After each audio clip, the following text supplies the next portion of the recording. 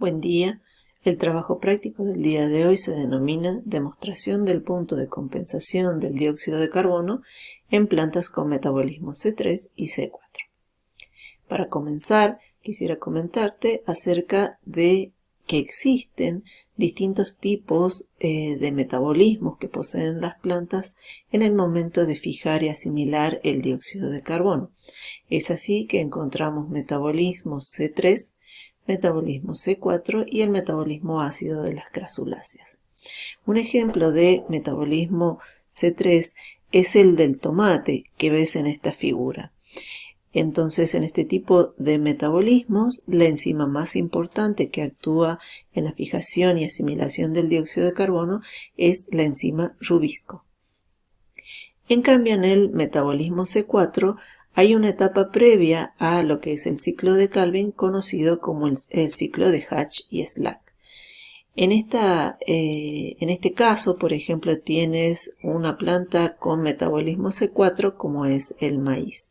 Entonces, acá tienes que hay un metabolismo antes del ciclo de Calvin para la asimilación del dióxido de carbono.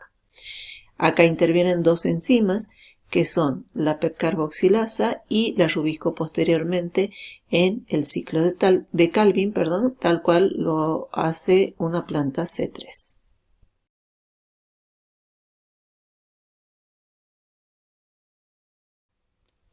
Bien, para el análisis del metabolismo nos centraremos nuestra atención en el cloroplasto, ya que allí se lleva a cabo el proceso de fotosíntesis íntegramente.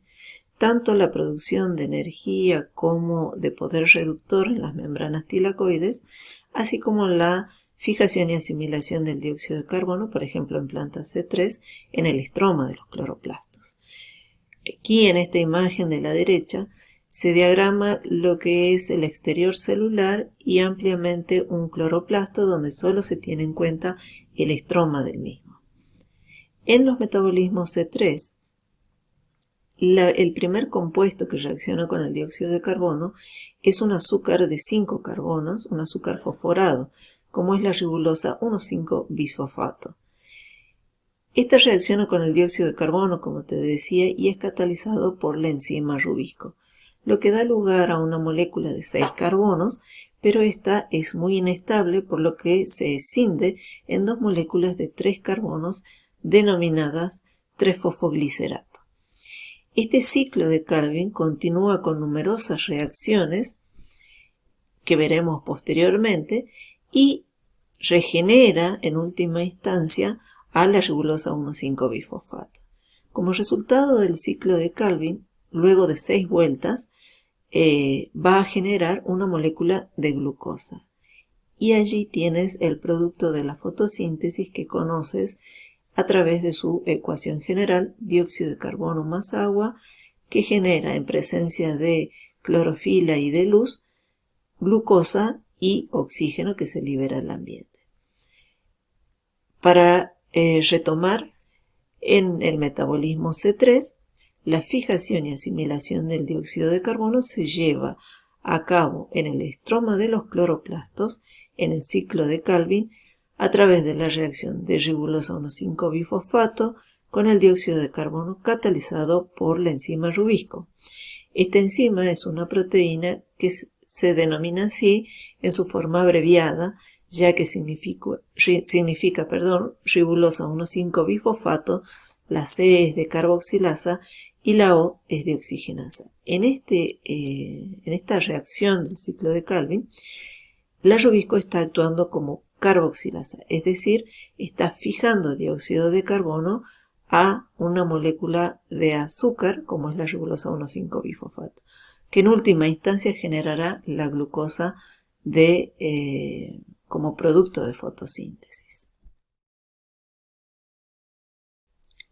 Aquí tenemos el esquema del metabolismo C4. A diferencia de lo que ocurre en las plantas C3, donde todo el metabolismo ocurre en una sola célula, como son las células del mesófilo, en lo que son las plantas C4, encontramos que el ciclo de Hatch y Slack ocurre en lo que es las células del mesófilo, y las plantas C4 tienen unas células de la vaina donde se encuentra la enzima rubisco. Por lo tanto, ¿en qué consiste el ciclo de Hatch-Slack?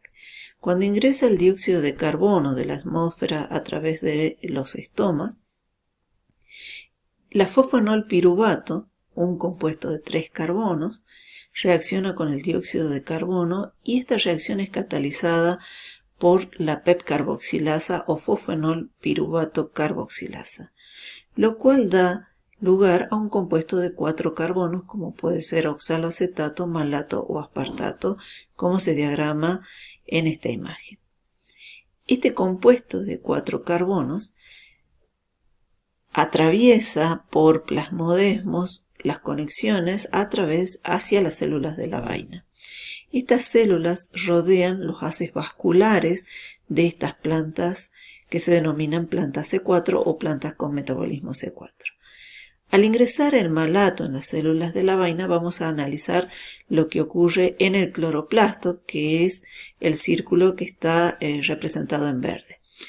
Allí el malato es descarboxilado. Por un lado genera piruvato, que este piruvato luego va a regenerar el fosfanolpiruvato y el dióxido de carbono. Allí el dióxido de carbono reacciona con la ribulosa 1,5-bifosfato, que es el mismo compuesto del ciclo de Calvin. Por lo tanto, esto representa el ciclo de Calvin.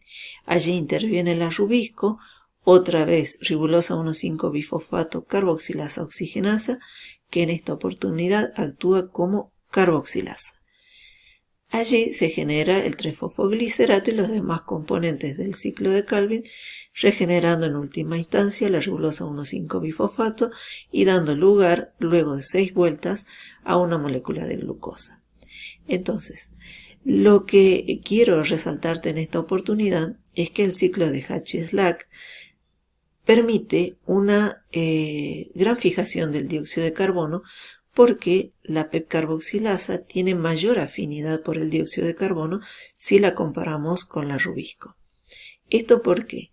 Porque la rubisco, como tienes que recordar, está siempre presente en los cloroplastos. Se denomina carboxilasa porque puede actuar como enzima carboxilante en el ciclo de Calvin, o también como oxigenasa, que es la forma que veremos a continuación.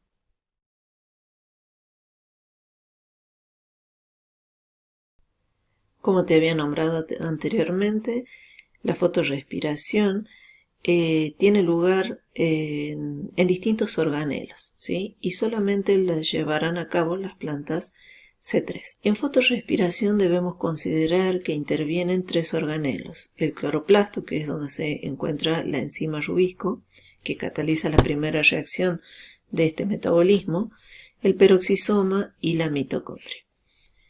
En el cloroplasto, la ribulosa 1,5-bifosfato, que recuerda que es el mismo sustrato de la primera reacción del ciclo de Calvin, en esta oportunidad puede reaccionar también con el oxígeno.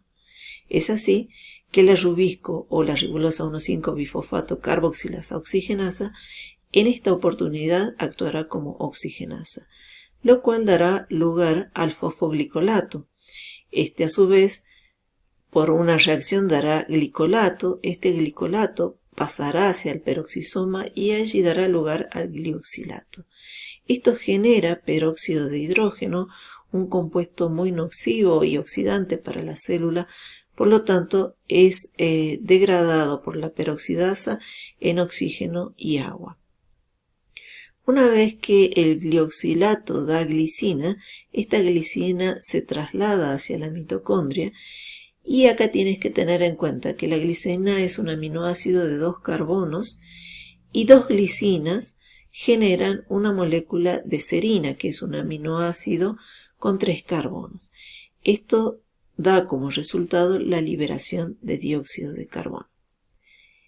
Por un lado, se ha considerado en la bibliografía que la fotorrespiración puede ser considerada una pérdida, un gasto para las plantas que la realizan, porque si te fijas, la planta ha invertido energía y demás en generar la ribolosa 1,5-bifosfato, ¿sí? Y acá la consume, ¿sí? Liberando dióxido de carbono. De alguna manera, el dióxido de carbono fijado o el carbono fijado está siendo luego liberado y perdido por parte de la planta, ¿sí? Entonces lo consideran como una pérdida para la planta. ¿Por qué una pérdida? Lo veremos a continuación en el concepto denominado fotosíntesis neta.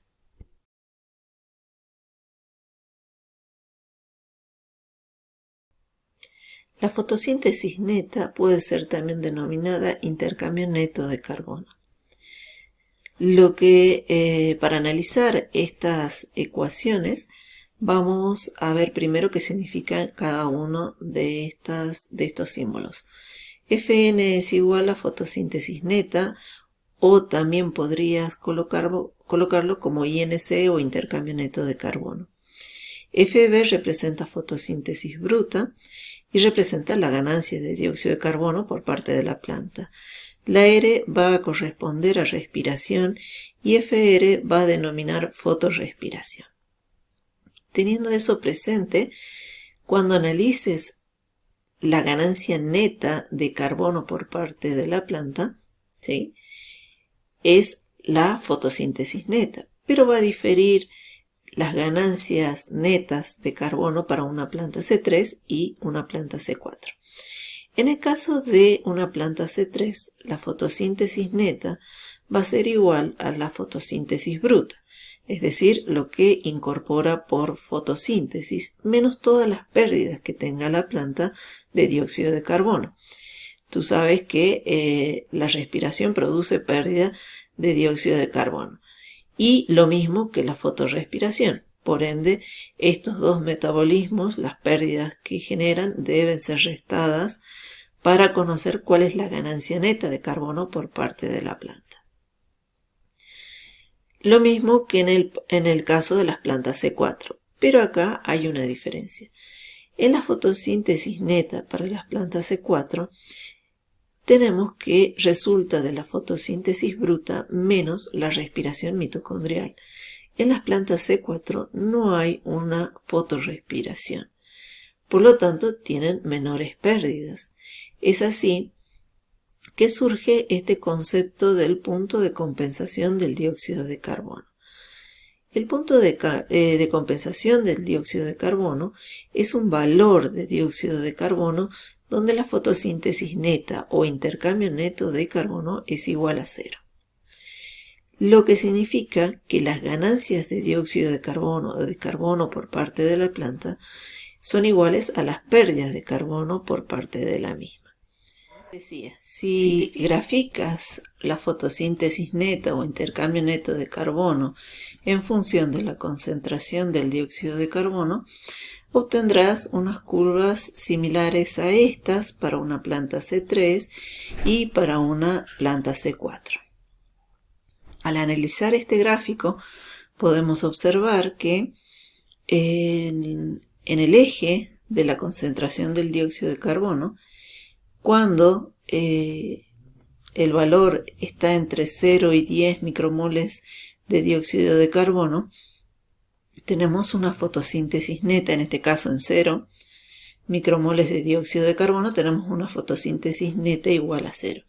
Es decir, que allí se encuentra el punto de compensación del dióxido de carbono para una planta C4. Es decir, que en este valor de dióxido de carbono, lo que tienes es que las ganancias de dióxido de carbono son iguales a las pérdidas. Por lo tanto, esto no produce ningún crecimiento para la planta, ya que la fotosíntesis neta o intercambio neto de carbono puede medirse como altura de la planta, número de hojas, etc. Sin embargo, a medida que se aumenta la concentración de dióxido de carbono, vemos cómo esta planta aumenta su crecimiento o fotosíntesis neta, ¿sí? Sin embargo, en esta planta alcanza a determinada concentración una saturación por el dióxido de carbono, ya por más que se aumente la concentración del dióxido de carbono, esta planta no tendrá un mayor crecimiento. En este segmento de la curva se dice que está saturado por el dióxido de carbono y está limitado por algún otro factor, como puede ser la irradiancia. En el caso de las plantas C3, tenemos que tiene un mayor punto de compensación del dióxido de carbono, que suele estar entre 30 y 70 micromoles de dióxido de carbono para las plantas C3. Es decir, estos valores de dióxido de carbono donde la fotosíntesis neta o intercambio neto de carbono vale 0. Es decir, las ganancias y las pérdidas de carbono son las mismas. Por lo tanto, no permiten ningún crecimiento para la planta. Si se aumenta la concentración de dióxido de carbono, es mayor el crecimiento. Entonces, como puedes ver aquí, para una planta C3, el factor que se denomina limitante es el dióxido de carbono. ¿Por qué? Porque a medida que aumentas la concentración o el valor de este factor, aumenta el crecimiento o fotosíntesis neta de la planta. Bien, teniendo en cuenta y ya habiendo visto de qué se trata el punto de compensación del dióxido de carbono, vamos a analizar lo que se realiza en el trabajo práctico del día de hoy.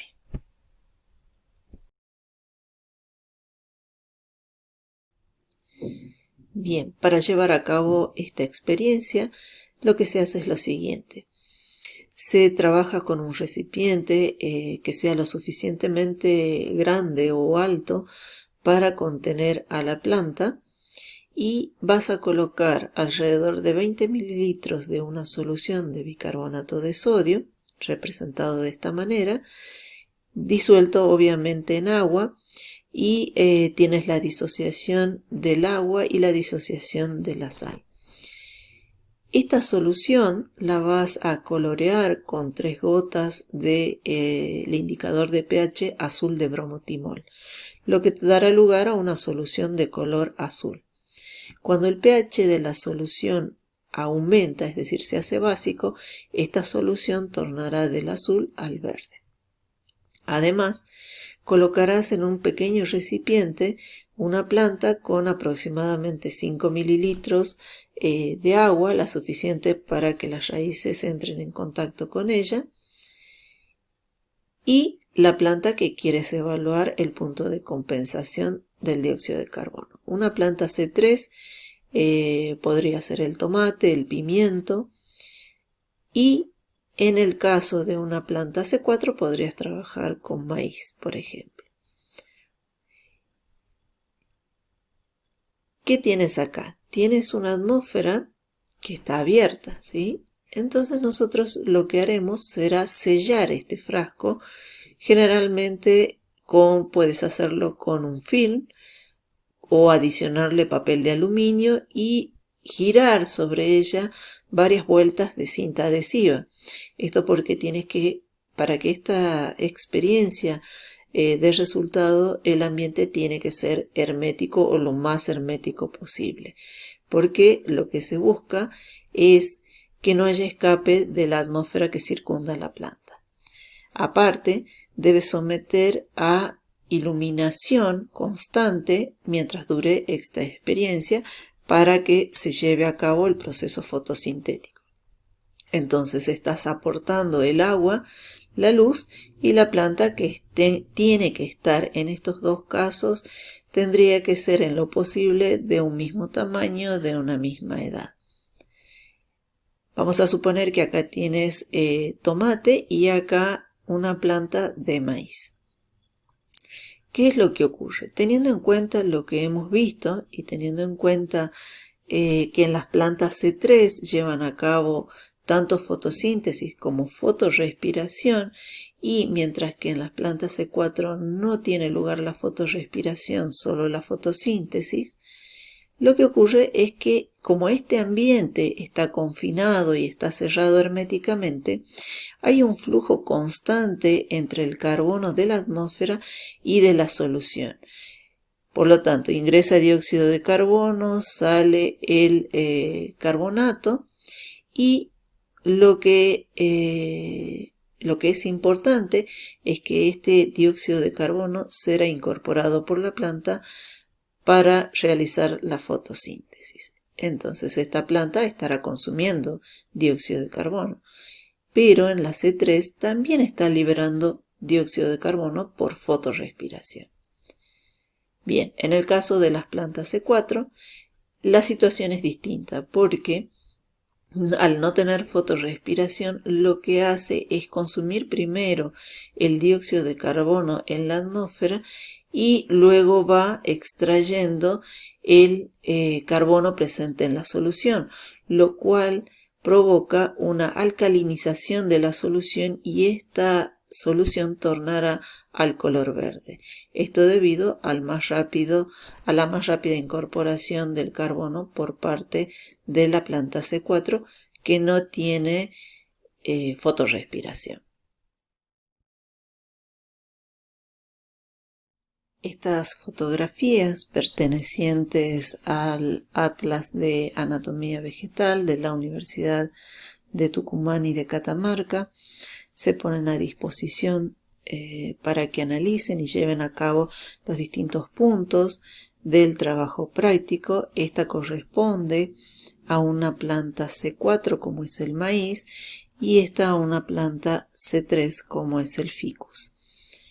En cada una de ellas debes indicar los tejidos presentes, tanto epidermis como mesófilos, como en el caso de que haya células de la vaina, y distinguirla del mesófilo o el parénquima adyacente.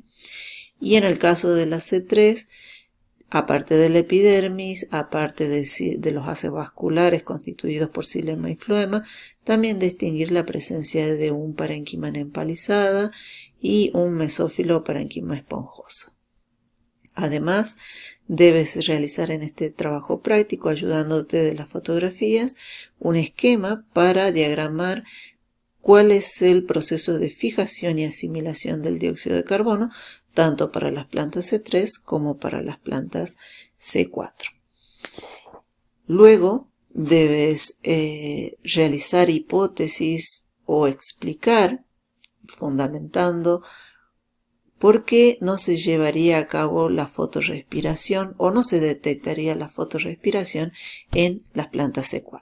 En última instancia vas a responder porque las plantas C4 son más eficientes en el uso del carbono, son más eficientes en el uso del nitrógeno y porque son más eficientes en el uso del agua con respecto a las plantas C3.